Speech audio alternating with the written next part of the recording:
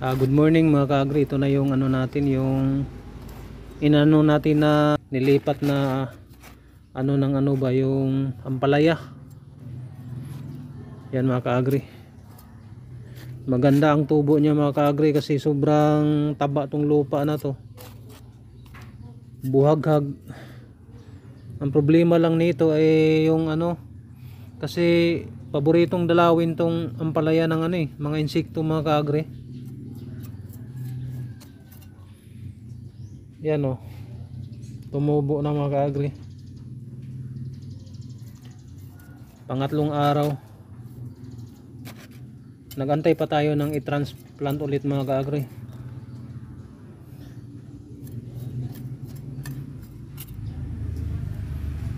Yan.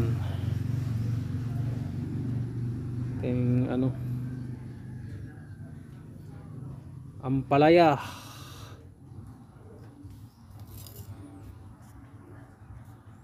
Sana magtuloy-tuloy ito mga ka-agri.